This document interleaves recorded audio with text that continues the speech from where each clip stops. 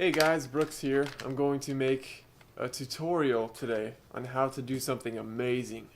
Really fun. So, this is a Kodak Duoflex camera. They were made in like the 50s, and basically they don't really make the film for it anymore. I think there's one company that makes the film for it, but if you open the back, you see it's got this big ol' area right here.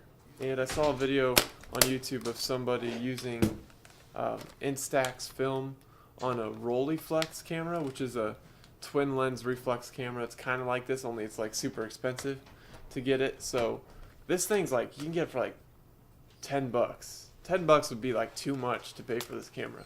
But yeah, these are like from the 50s. These are super old. I'm going to show you how to do it. So basically, what you'll need, you will need an Instax camera to process the film. So basically, in the dark, we're going to take one sheet of film out of the film pack and then put it in the back of this camera, close it up, and then take a picture. Just one picture is all you get at a time. And then you're going to take the picture out in the dark, put it back in the film pack, cover the lens, take a picture, and then it's going to come through the top and spread the chemicals and process. So you're going to use this as the processor, basically. Basically, what you need to do is you need to have a dark room. Now, when I first tried doing this, I don't have a dark room, but I made a dark room in my room at night. And I went under the blankets and I did it and it worked. But to make it a lot easier, I just went to my photography store and got this dark bag, or film changing bag. It's like your own mini dark room, basically. And it's got these two little sleeves where you just put your hand in, your arm in, and it seals shut, and you can, do it all in here. And so everything I'm going to show you, you want to be doing in the dark, obviously. So yeah, this thing's like 20 bucks, that bag. Now before you do anything, make sure you tape up this little window back here, because there's a red little window to see how much film you have left. So you want to make sure that's covered up, because you don't want any light coming through there. So just put some black duct tape or electrical tape over it. Alright, so in the dark, either you take a new pack of film, or if you have film in your camera already, just in the dark, just open it up, take it out just like that. And you can always feel this thing right here, this yellow thing, to see if you have it in the right way. But anyways, if it's a new pack of film, you'll have that black slide. That's not a picture, and you just push that out like that. But yeah, you just push out the film like that. If it's new, you might have to push down a little bit, then push it out like that. If there's only like a few left in there, maybe you'll have to push forward from the back or the front or whatever side it is, and then push it up. So you just pull it out like that, and you'll want to open this up, and you want to just set it in there like this. Now when I first did this, I made the mistake of putting it like that, because I thought the white side captured the image, but it's actually the black side. So you can kind of feel around, you'll feel the edge here, you'll feel the edge here, and you'll know this needs to be in the back. So just put it in, just kind of line it up the best you can. Then you close it up like that. And then this only has two modes right here, so you can go to I, which is for instant, or bulb, which is really nice to be able to do bulb on Instax film. I know the new Instax camera can do that, but it looks really cool with this. So you just, for bulb, you just hold it down, obviously. And for instant, I think it's 1/30th of a second, the shutter speed on f/15. And so it could only work in certain conditions. Like I found out that the sun has to be going down to get the best images. You can't change the shutter speed on this, which kind of sucks, but it kind of limits you as a photographer and makes you have to be kind of creative, which is pretty cool. But anyways, So you take the picture and then you go back to the dark room, or whatever you have, dark bag.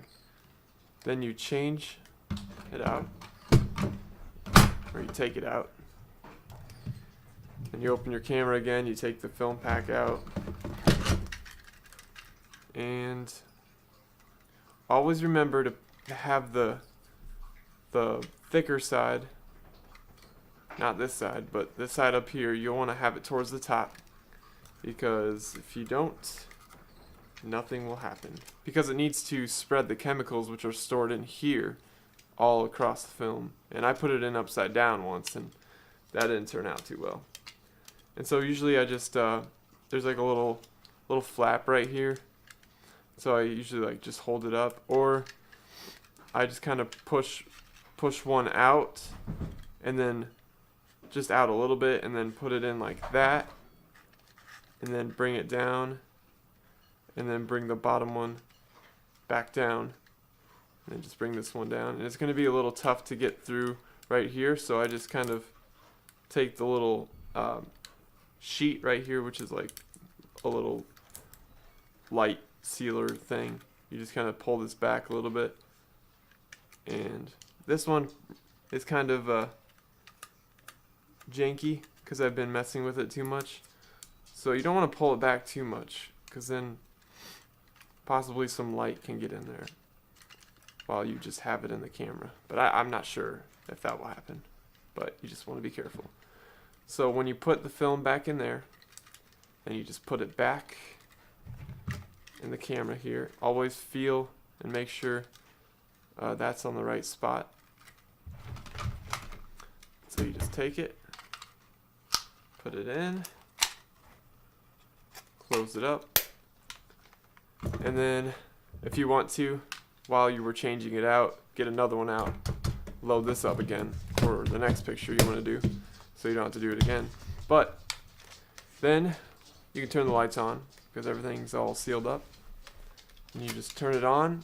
And I like to put it on the sunniest setting, so it'll be the darkest as possible, because you don't want to capture any light through this lens. And so usually I just get my film changing bag, just kind of cover it up and take the picture, and then it'll come through the rollers just like that.